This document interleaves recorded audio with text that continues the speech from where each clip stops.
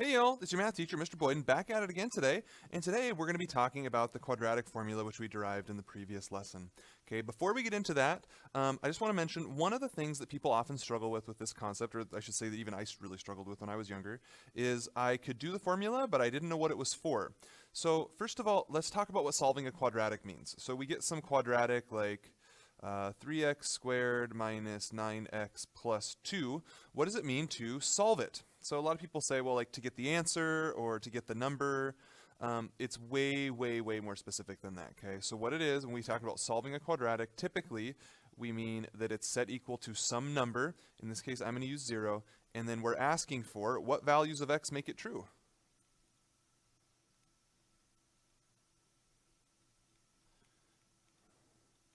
Okay, and it's the same idea, like if I say x plus 3 equals 5, you know that you can subtract 3 on both sides. You go, oh, x is 2. We've solved the equation, okay? So that's really what we're talking about here. So what methods do we know of so far? Okay, we know of methods. We know of factoring, which, by the way, is my favorite method. It doesn't work all the time, though. So today, the other method that we're going to learn is called the quadratic formula. Okay, the one that we're going to practice today. So here it is.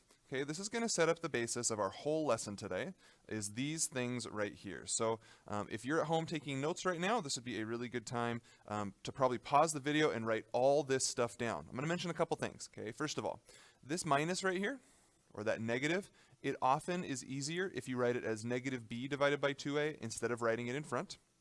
This symbol right here is a plus minus. You must write it exactly as it is. Okay, and I'm going to show really quickly what a plus minus does. Imagine I had 3 plus minus 2. What that means is two things. It means 3 plus 2, and it means 3 minus 2. Okay, so that would be 5 and 1.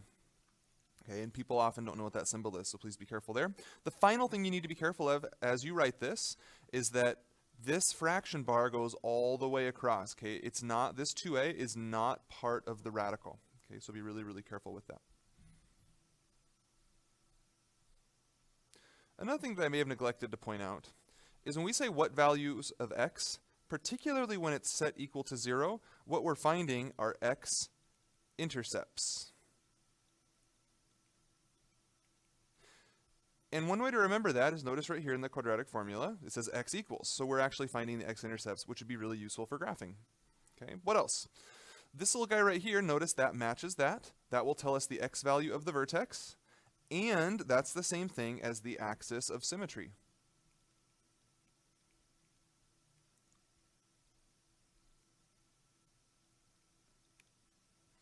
And then finally down here, that chunk under the radical is called the discriminant. And later in today's lesson, we'll be looking at what that's for and what it tells us. What I'd like to do now is jump right into an example. I want to pull an example actually from the previous video. In the previous video, we had s squared minus 3s minus 6 equals 0. Okay, and so let's go ahead and try to solve this, meaning to find the x-intercepts. Okay, and we already know the answers from the previous video, so you can check back as we go if you like and make sure that this is all working out. All right, so here we go. First of all, we got to understand what are a, b, and c. Okay, those are the coefficients of our quadratic. Okay, so there's actually a hidden little 1 right here. So a is 1, and b is the linear coefficient, so that's negative 3. And c is the constant terms, that's negative 6. Now notice, we are taking the negatives with them if there's negatives. Okay, so those come along just as they're written. Now that we have that, we're able to fill in the quadratic formula. So let's do it. So x equals negative b, so negative, and b is negative 3, so you do need to write both of them, over 2a, that'd be 2 times 1, plus or minus square root of b squared, let's see, b squared is negative 3 squared minus 4 times a times c. And I'm just pulling those from right here. And that thing is divided by 2 times 1. Okay, and that really is probably the hardest part. From here, it's just a simplification exercise. So 2 negatives make a positive. That becomes 3 over 2. Plus or minus, let's see. Negative 3 squared is 9. And then I have minus a negative, so those cancel out, and 4 times 6 is 24, so that's plus 24. Don't forget the square root, and 2 times 1 is 2.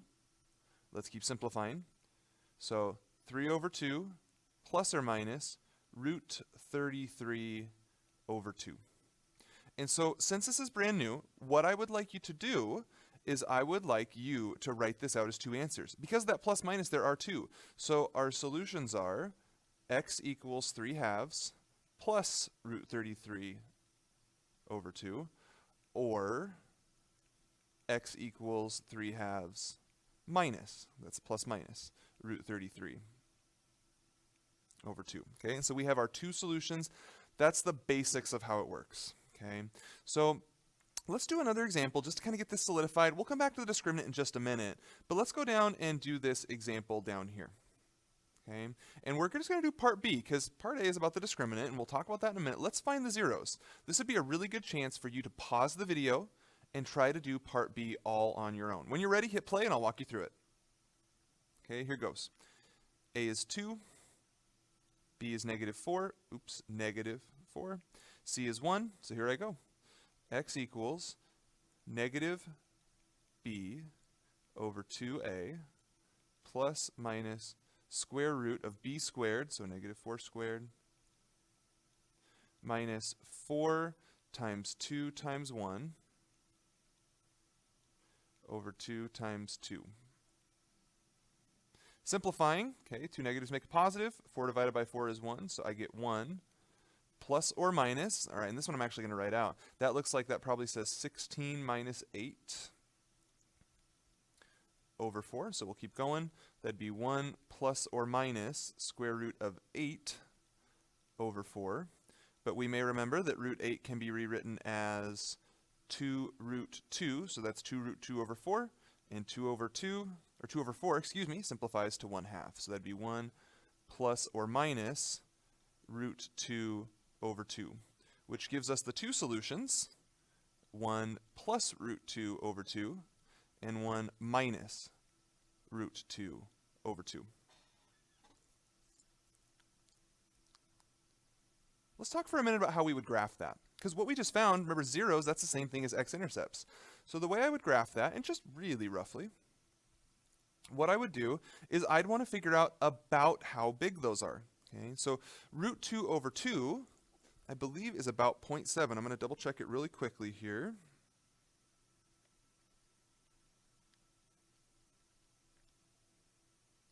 Yeah, it is. So we're just going to approximate this. So this is very similar to 1 plus 0.7, which would be, well, I'll make it squiggly, about 1.7. And this is like 1 minus 0.7, so that is about 0.3. And so I'm just going to approximate. So I'm going to make that 1. Oops, I can't do that. I'll make that 2, and we'll make that 1. Okay, so we'll come out to here. We'll call that 0.3. That's one of my zeros. We'll come out to 1.7. That's somewhere out in here. That's one of my zeros. Let's look back up the equation. Can you tell if this is an up cup or a down cup? It's all about right here at the beginning. Okay, that's positive numbers. This is an up cup. So here's the thing that I'd want you to think about here. Can you tell about where the vertex is? And I don't mean vertically. I mean left and right. Can you tell about what the x value of the vertex is? You know you have a 0 here and a 0 there, and you have an up cup. With the way I've drawn this, it sure looks like the vertex would be somewhere on that vertical line. So let's draw this in the best of my ability. And it's not quite right. I haven't actually found the vertex. But notice it seems like the vertex is about there. About there at an x value of 1. Now, it's no coincidence that that's a 1, and that's a 1, and that's a 1, and so on, okay, going up. Okay, so this is a connection we haven't made explicitly yet, but we need to make it now. That first chunk of the quadratic formula, that's how you find the vertex and axis of symmetry. So let's go back in our notes for just a second. Okay, and look, that's what we said right here. That first chunk just gives you the x value of the vertex and the axis of symmetry. So we actually do know it. Okay, that's great. So let's go down here. And now I want to know, hey, what's that actual y value? I know that this is the point 1 comma something. And I want to know what the something is. So what I'll do is I'll come right down over here. And I want to know the vertex. I know the x value is 1. How would I find the y value? Well, I'm just going to plug that back in the equation. So that'd be 2 times 1, or y equals 2 times 1 squared minus 4 times 1 plus 1. Simplify that out. That's 2 minus 4 plus 1, and that looks like that's negative 1. So this point is actually 1 comma negative 1. And so now I've been able to sketch my parabola.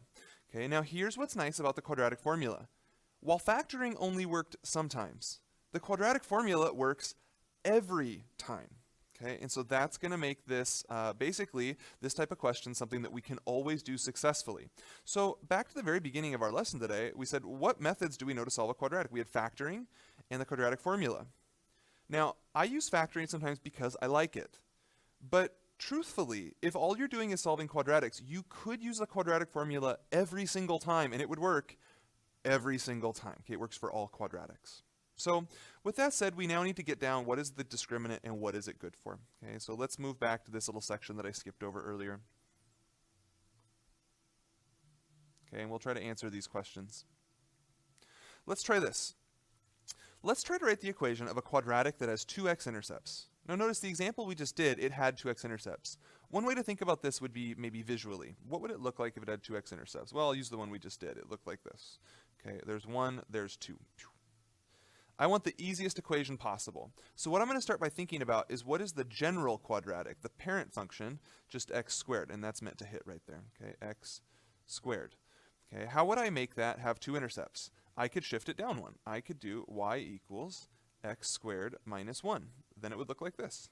Shifted down 1, parabola, there's its two intercepts, there and there. Okay, so I have that equation.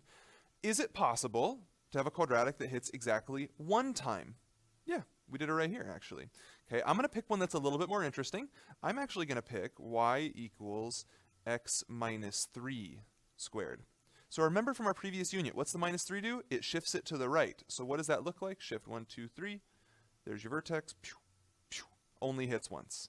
Okay, what about the equation of a quadratic that has 0 x-intercepts? Is that possible? Can you draw a quadratic that has no x-intercepts? Yeah, sure you can. All you'd have to do is take that initial one and shift it up any amount, or flip it down and then shift it down. That would work. So I'm going to use for this one y equals x squared plus 1.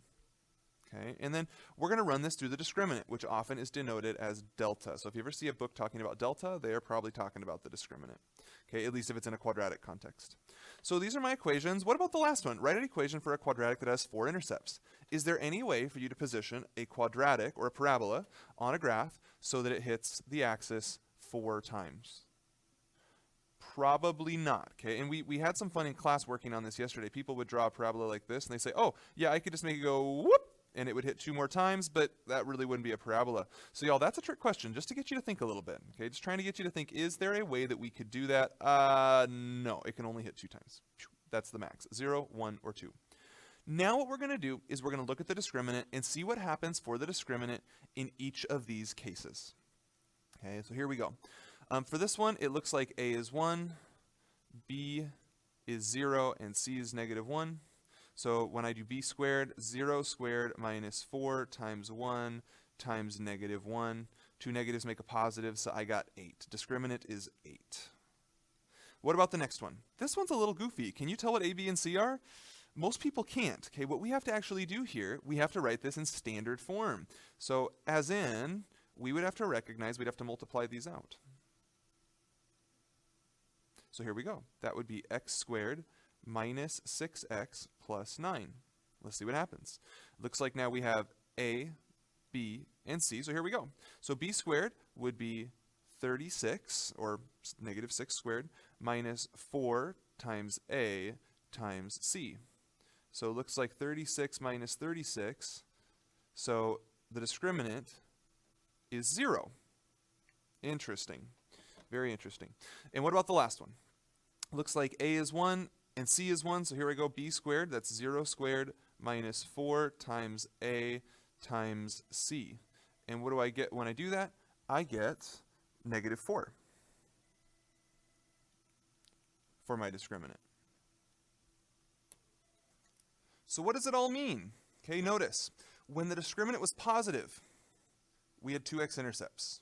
Okay, if positive, and I'm going to call them solutions.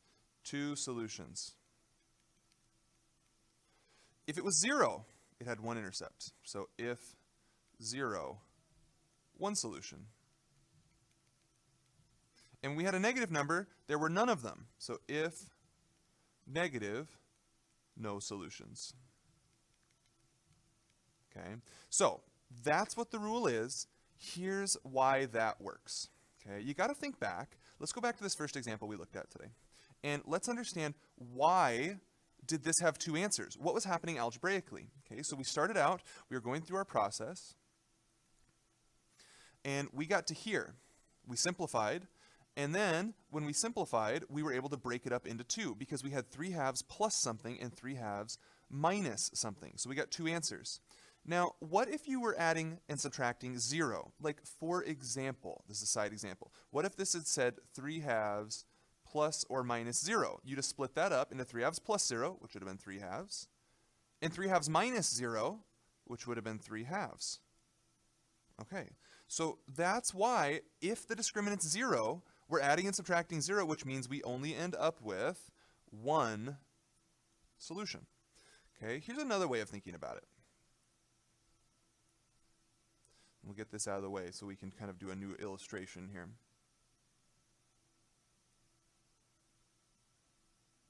So if we remember that this first chunk gives the axis of symmetry and it gives the x value of the vertex, when we go to graph, here's what's really happening. Okay, so let's say you got -1 for that point, and there's our axis of symmetry. The fact that it's symmetrical is important because what it's saying is this is our axis of symmetry, and this is our position of our zeros relative to the axis of symmetry. So let's say that my vertex ends up being here. It's an upside down parabola. We know that these are going to be symmetric about that axis. And so what's going on here? This x value right here, let's zoom in so it's easier to see. This x value right here is the x value, -b over 2a. Okay, it's that little guy right there.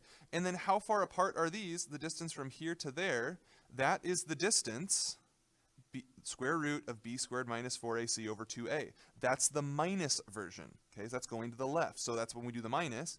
So that is square root of b squared minus 4ac over 2a. Okay, and what about this distance over here? That's the same distance. So what's happening is we start here in the middle with the axis of symmetry, with the vertex, and then we add some amount to get the first 0, and we subtract some amount to get the second one, and that guarantees that our parabola is symmetrical. Okay, so that's kind of a little bit more of the why it works. What you must know is that the discriminant is a way of determining how many solutions a quadratic has. This concept is on the IB exam basically every year. So if you're watching this as an IB student, this is when you really want to study. I would make a flashcard of it now and just kind of stick it in your binder because you know that's going to come up. Okay, so let's go down and see what kind of questions we can answer with it right now. Okay, let's start with this one. We were asked how many zeros, how many x-intercepts does this quadratic have? Okay, let's try to answer that question. Okay, all we do, when they ask how many, they're asking about the discriminant. So discriminant equals b squared, so -4 squared minus 4ac.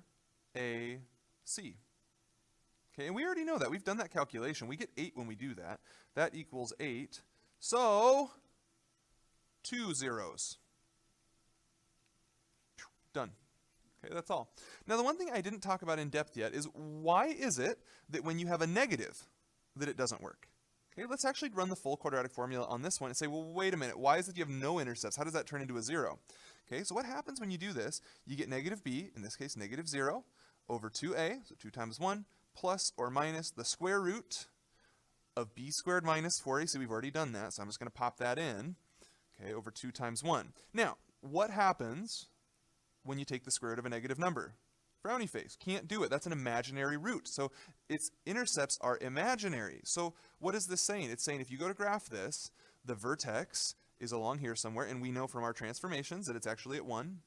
And then this part is saying how far left and right do we go to get to them? It says, actually, Houston, we have a problem. I don't know how far because that's an imaginary number, so I don't know how to answer that. And you go, okay, there are none of them. And it goes up. Okay, so that's like algebraically why that's not going to work. Okay, let's do another one. This would be a really good one for you to pause the video, try it on your own, see how you do, get some feedback. All right, they want us to label all intercepts, the vertex, and the axis of symmetry. So let's start out with intercepts. I want an easy win, so let's do our y-intercept. So our y-intercept, and that's one, remember, you can get that just by looking. Okay, that's this term back here, so that's -2. I'm going to label A, B, and C as 2, 6, -2. And then and actually the vertex, axis of symmetry, and the other intercepts will be found with the quadratic formula.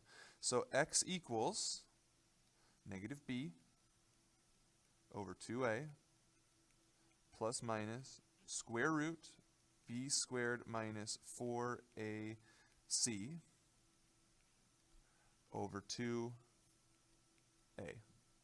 All right, let's do this. So that's -6 over 4, which becomes -3/2, plus or minus square root of 36 minus, I believe that's 16. So let's see, 4 times 2 is 8. 8 times 2 is 16. And it's over 4. So we get -3/2 plus or minus root 20 over 4. Let's simplify the square root of 20. That becomes 2 and 10, which becomes 2 and 5. So I can pair those together. So now what do I have? I have -3/2 plus or minus 2 root 5 over 4, which simplifies to -3/2 plus minus root 5 over 2. All right, so what we have now is our x-intercepts. Okay, but in order for me to graph them, it's going to be a little easier if I think of them as a decimal. So typing root 5 over 2 in a calculator, it's about 1.1. So what are my zeros? My zeros, and I'm going to make a decimal out of this one too. So they are -1.5 plus 1.1, and they are -1.5 minus 1.1. Oops, 1.1. So what I get then is -0.4, and I get -2.6. Let's go graph those. So -0.4 is somewhere right in there, and -2.6 is somewhere right in there. Our axis of symmetry should be in the middle. Let's see. Okay, there it is, -1.5. So -1.5, and if we did this right, it should go right down the middle of those two, and it appears that it does. Okay, so there's my axis of symmetry. I'm going to label that axis of symmetry. So let's see what we've done. Label all intercepts. Check. I've got intercepts here. I've got intercepts there. The vertex have not done that yet. Okay, so vertex. Now remember, axis of symmetry and the vertex x value are always the same. So we have -1.5 as our first coordinate, which makes sense. It has to be on the axis of symmetry. And then we're going to need the y value. So that's going to take a little bit of calculator work. So let's do it. Okay, so that would be y equals 2 times -1.5 squared plus 6 times -1.5 minus 2. And let's try to simplify that out. So I'm actually going to separate my work here so it doesn't all flow together. All right, so try to simplify that out. So -1.5 squared, what's that? That is 2.25. 2.25 times 2, that's 4.5. So we have 4.5 minus, looks like that's 9, minus 2. And we get -6.5 when the dust clears from that. So my y value, of the vertex is -6.5. So let's graph it. -1.5, -1, 2, 3, 4, 5, 6.5. There it is, right in the middle of that box. And then I'm going to have a really hard time sketching this, so please be nice and don't laugh too hard. But here we go. Trying to sketch my parabola. Oh, well, it was supposed to hit there, as you know, but I missed, okay? So kind of hard to draw on the pad. But that's how the process works, okay? So once you get this down, they're not super hard. It doesn't matter how I change these numbers. You're going to be able to do it. All you have to do, recognize your y-intercept. We did that here. Label A, B, and C. Plug them in and simplify. It helped to turn them into a decimal. Recognize your axis of symmetry. and recognize that's the x value of the vertex so you can plug it in for y. And that's the whole process, okay? That will work for any quadratic. Okay. There's a couple more things we need to cover today. One of them is the vertex form. We've already learned standard form. That's the one that goes ax squared plus bx plus c. That's, in fact, that's what we've been looking at all day today. Okay, but we also have this form. And I bet you already know what these do because I've asked you these questions. I've just never called it vertex form before. So for example, in this equation, what is the plus 3 doing? Okay, we already know that's moving it left 3. What's the 4 doing? The 4 is moving it up 4. So normally the vertex would have been at 0, 0, but it was moved left 3 and up 4. So the vertex is negative 3, 4. And so that's why it's called vertex form, because you can just look at this and you can read off what the vertex is. That little guy right there, that flips it upside down. So A is like a dilation or a flip. Okay, and that's what it does. So let's do a practice question here then with that understanding. Oh, by the way, one thing I should add, they call it vertex form because h, k are the coordinates of the vertex. And we can see that right here. Okay, so let's do another example. Write the equation of a parabola that has a vertex of 1, 2 that goes through the origin. So let's write what we know. Y equals, do you know what A is? No, not yet. So A x minus 1, so that's the x value, squared plus 2. And we can see that's shifted right 1, up 2, so that matches. But they asked us to write the equation. And yes, this is an equation, but that's not what they're asking for, okay? Because we have to say what A is. So they gave us a little hint down here. It goes through the origin. So here's what we'll do. We know the origin is the point 0, 0. So the x value is 0 and the y value is 0. Let's plug those in. 0 for y, 0 for x. Everything else remains the same. And let's do some solving. So negative 1 squared becomes 1, so we get 0 equals a plus 2. And then we go, oh my gosh, a is negative 2. So with that information, we can now write our complete equation. Y equals negative 2 times x minus 1 quantity squared plus 2. That now is an equation of a parabola whose vertex is at 1, 2, and it goes through the origin. Okay? So what do we have to do? We plugged in what we knew, and we solved. And then we make sure when we write our equation in the end, it always has an x and a y, just like everything we've done. We leave the x and the y in our final result. Okay, let's look at an application, and then this somewhat lengthy video will be done. Okay, so we're going to look at some pig farmers. Okay, first let's look at this pig farmer. Pig farmer wants to build a rectangular pen using the barn as one of the sides of the enclosure. There's only 100 feet of fencing material. We would like to know what dimension should be used to maximize the area. Okay, let's draw a picture. Okay, the way I'm understanding this is here is the barn, and we would like a place to put the pigs, so we're going to put a rectangle down here, and that's going to be the pen. Call that pen. If we're going to crack into this problem, we're going to need some algebra. I'm going to call these lengths x, because they're the same, they're rectangles. I'm going to call that one y. And so what do we know? With 100 feet of fencing, we know that we can take these x's and that y, 2x and y, and they need to add up to our total amount of fencing, 100. What else do we know? We were asked about maximizing the area. What's the area of this guy? Well, length times width. X, y equals area. And we want that to be a maximum. Okay, so what should jump out at you here is you have two equations. Each of them has two variables, x and y.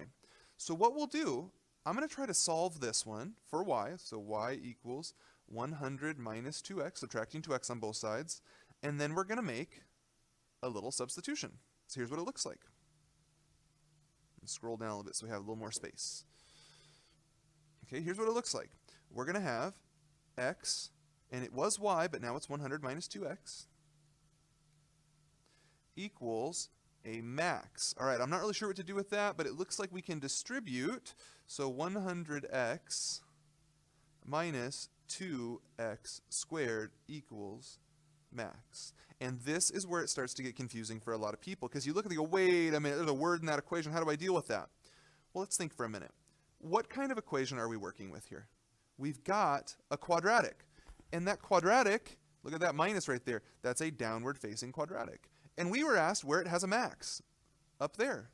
And the max is also known as the vertex. So really what this is asking for, it's asking, hey, tell us more about the vertex. So the vertex is x equals negative b over 2a. Can you recognize b right now? Remember, b is always the linear coefficient. That's this guy. So that'd be negative 100 over 2 times a. A is the quadratic coefficient, which is negative 2. And so we get negative 100 over negative 4. That's 25. So we now know that x is 25. Let's go back to our picture. 25, 25. Keeping in mind, we have 100 feet of fencing. 25 is used up here, 25 is used up here, and we don't need to put any there. What's left over for y? 50. So, what dimension should be used to maximize the area of the enclosure? X equals 25 feet, and y equals 50 feet. Okay, so that's a kind of a strange example, right? We took something that looked linear, we combined them into a quadratic, we interpreted that the max was at the vertex, and we were able to solve. Let's try one more. This one, use the one we just did as an example, and try to do this one on your own. When you're ready, hit play. This time, we're going to talk about pigs again, but it's going to be a female farmer this time, and she is wise enough to know that the male hog should probably be separated out into 3 separate pens. They didn't mention anything about a barn, so we're not going to use a barn. Now, y'all, the story problem is not well worded enough for you to know without me telling you. So I'm going to tell you that when we want 3 pens, we're going to organize them this way. And I'm going to say that they're all going to be the same size because we are into equitable spacing of hogs. Why not? So I'm going to call that X, X, X, X. And that would be Y, Y, Y, Y. Now, again, please pause the video and try to, at the very least, do the setup on your own. See if you can get that. If you can, you're well on your way to being successful with these. When you're ready, hit play. Here we go. So, what do I know? I know that I have 4 Ys and 6, and 6 X's that are going to total that 100 feet of fencing material. I want my hogs to have as much space because that's the nice thing to do. So, I'm wanting X, Y, or you could do 3x plus times y. It really doesn't matter. Either one you want to be maximized. So I want xy to be a max. So I'm going to need to do some solving. Let's do that. So I get 4y equals 100 minus 6x. I'm going to divide both sides by 4. So I get y equals 100 minus 6x over 4. Let's do a substitution. So I get x times 100 minus 6x over 4 equals max. And this is where it starts to get kind of fun. We'll distribute, so I get 100x over 4 minus 6x squared over 4 equals max. You certainly could proceed from here. I'm not going to. I'm going to simplify. 100 divided by 4 is 25. So that's 25x minus 6 over 4 is, I'm going to rewrite it as 1.5. 1.5x squared equals max. And from here, y'all, it's the exact same thing we did last time. Okay, it's a downward facing parabola. Whoop! And we would like to know the max of it. So that's vertex time. So x equals negative b over 2a. That's negative 25 over 2 times negative 1.5, or 25 over 3. 25 over 3 comes out to be 8.3, or 8 1/3. So for the moment, I'm going to leave it as 25. Well, no, we'll do 8.3. Why not? We'll round it, because pig farmers aren't going to be super precise. It's really hard to be exact to the millimeter when you're putting up fencing. I know from my childhood experiences putting up fencing that it's pretty hard to do that. So we know what x is. We want to know what y is. I'm going to use a different technique on this one. Before, we just looked and said, hey, look, it's going to be 50. Another way of doing that, I have a nice little equation right here that takes in x values and spits out y values. So I'm going to use that. So y equals 100 minus 6 times 8.3 divided by 4. Okay, so 100 minus 6 times 8.3, and I'm using a calculator here. You do not have to do this in your head. Divide by 4, and I get 12.55 for y. Okay, and so now we have our dimensions that give the maximum area, so we can have as much space as possible so our nice hogs can be very comfortable. Okay, so y'all, that's the introduction to how to use the quadratic formula and some of the uses for it, understanding how to find the vertex and so forth. I hope you understood and enjoyed the video, and we will see you next time.